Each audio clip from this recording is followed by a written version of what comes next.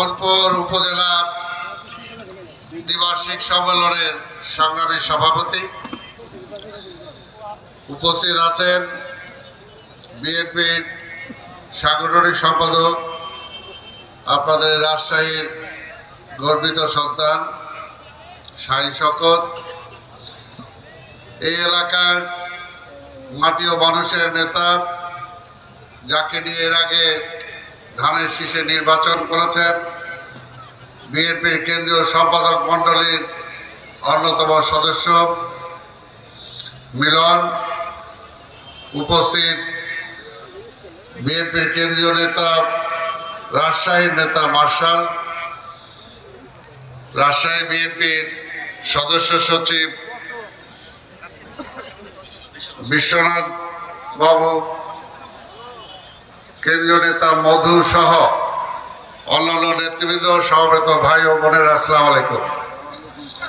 যতই ঘোষণা দেন, খাবারটা হলো আগে। পেট ঠান্ডা না হলে কিছু ভালো লাগে, তাই না? স্বাধীনতার পরে শেখ মুজিব খাবার দিতে পারে নাই বলে শেখ মুজিবও খেয়ে ফেলাইছে মানুষ, তাই না? তাই আজকে খাবারের জন্যই কিন্তু পেট ঠান্ডা, সব ঠান্ডা। এই পেট ঠান্ডার জন্য দেখা গেছে স্বাধীনতার পরে যখন মায়েরা তার সন্তানের মুখে দুধ তুলে দিতে পারে নাই, তখন নিজের আব্রু পর্যন্ত তারা বিক্রি করে দিছে, নিজের সম্মান পর্যন্ত বিক্রি করে দিছে। কাজেই স্বাভাবিকভাবেই যারা স্বাভাবিক আছে তারা আসবে। তবে আজকে এই সম্মেলন আপনারা যারা আমাকে দাওয়াত দিয়েছেন, আপনাদেরকে আমি ধন্যবাদ জানাই এবং বলবো যে এত কিছুর পরেও অর্ধেকের কম লোক তাড়াতাড়ি খাইতে গেছেন, বেশিরভাগ লোক কিন্তু আছেন। সেটার জন্য আমরা করতালির মাধ্যমে একটু ধন্যবাদ জানাই যে মোহনপুরের মানুষ অবশ্যই রাজনীতি সচেতন, রাজনীতিটাকে ভালোবাসে, তাই বিএনপিকে ভালোবাসে, তাই শহীদ জিয়াকে ভালোবাসে, বেগম খালেদা জিয়া, তারেক রহমানকে ভালোবাসে এবং ভালোবাসাটা দেশের জন্য। আজকে আমি বলবো যে অনেকেই নির্বাচনের কথা বললে একটু উল্টা সিধা কথা বলেন। দীর্ঘ 15 বছর এই দেশের মানুষ ভোট দিতে পারে নাই। 15 বছর ওই সীমান্তের ওই পার থেকে আইনা বসায় দিছে। এই দেশের মানুষকে কারা সরকারে থাকবে, কারা দেশ পরিচালনা করবে, আপনারা কি ঠিক করতে পারছেন? পারেন নাই। ওই ভারত ঠিক করে দিছে এবং তাদের কাছেই গেছে তারা, এবং এখন যখন এই দেশের মানুষ তারাই দিছে, সে আবার ভারতেই যা আশ্রয় দিছে। তাই ভাইয়ের আমার, আজকের এই সম্মেলনে একটা কথা বলবো যে ষড়যন্ত্র শেষ হয়ে যায় নাই, ষড়যন্ত্র চলছে এবং সেই তাবেদার সরকারকে আবার ফিরিয়ে আনার জন্য অনেকে আবার চেষ্টাও করছেন। কিন্তু একটা কথা পরিষ্কার, এই দেশের মানুষ যারা 72 থেকে 75 দেখেছে, এরপরে কিন্তু আওয়ামী লীগকে এই দেশের মানুষ ক্ষমতায় আনে নাই।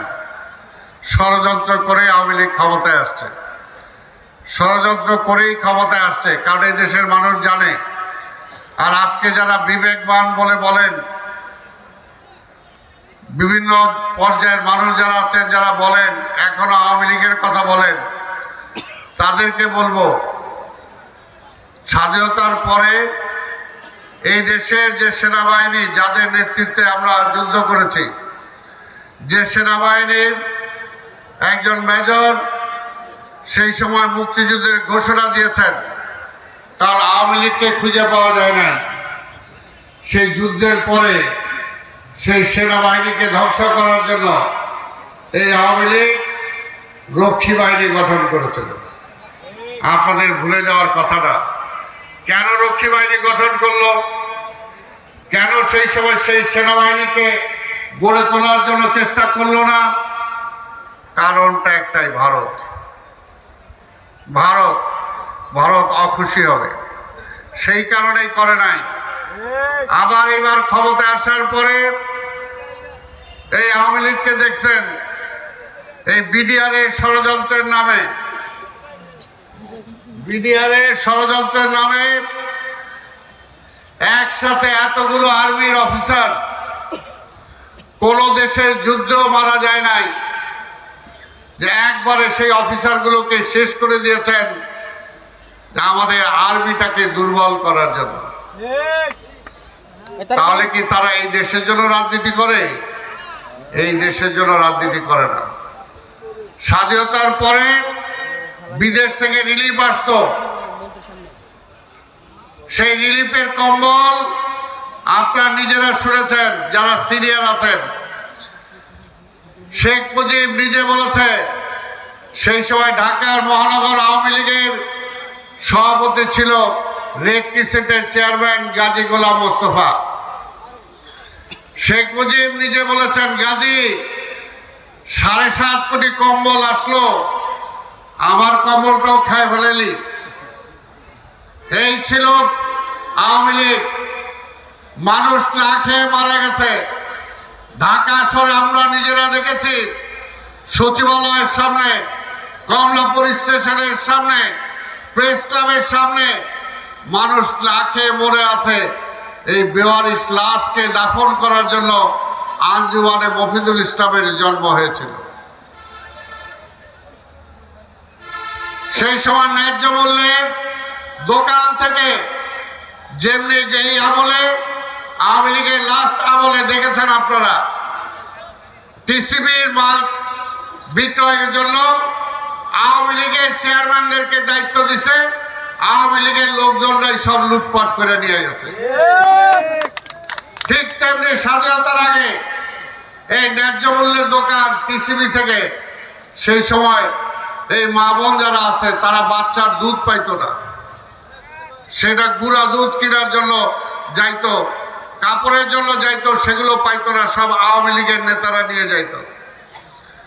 আওয়ামী লীগের আমল ছিল এটাই, যেটা আওয়ামী লীগ ইতিহাস থেকে শিক্ষা দেয় নাই। স্বাধীনতার পরে কাপড়ের এত অভাব হয়েছিল যে দাফন করে আসে, এটা লাশ দাফন করলে মানুষ অপেক্ষা করত কখন রাত্র হবে, সন্ধ্যা হবে, আলো চলে যাবে।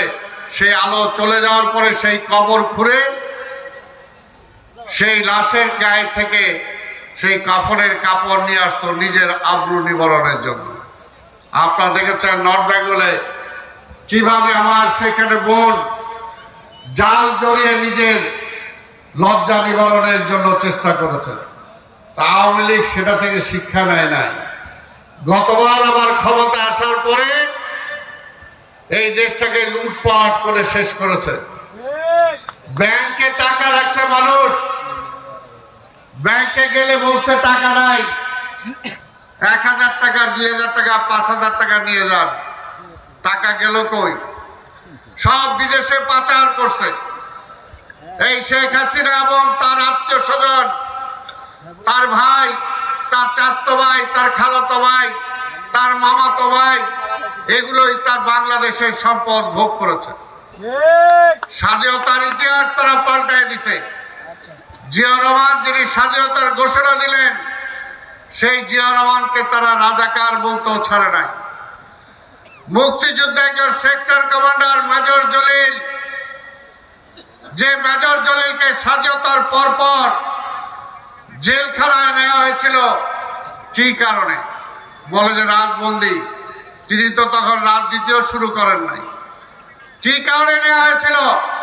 কারণ আমার বাংলাদেশের সম্পদ লুট করে ওই ভারতীয়রা নিয়ে যাচ্ছিল, সেই বহরকে তিনি থামিয়েছিলেন বলেই মেজর জলিলকে জেলে দিয়েছিলেন। কাজেই আজকে থলের বিড়াল বের হয়ে গেছে। এতদিন পরে আগে একটু নোয়ে টোয়ে বলতো, এইবার ভারতের প্রধানমন্ত্রী মোদি বলছে 16ই ডিসেম্বরের বিজয় দিবসটা কি তাদের বিজয় দিবস। তারা নাকি এই বিজয় এনে দিয়েছেন আমাদেরকে। আমি একজন মুক্তিযোদ্ধা হিসাবে ধিক্কার জানাই মোদিকে, ধিক্কার জানাই ইন্ডিয়াকে, যে আমরা জানি এই ভারত আওয়ামী লীগের আমলে আমাদের শোষণ করেছে,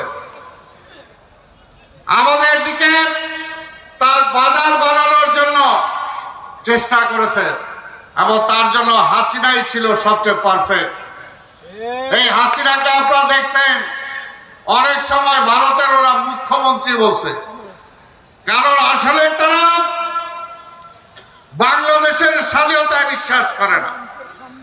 আর হাসিনাও এই আওয়ামী লীগও আজকে যারা মুক্তিযুদ্ধের কথা বলে, অনেক বুদ্ধিজীবী অনেক সাংবাদিক এখনো আছে কিছু কিছু বলার চেষ্টা করেন যে শেখ হাসিনা নির্বাচিত প্রধানমন্ত্রী, ঝাড়ু মারেন ওর কপালে।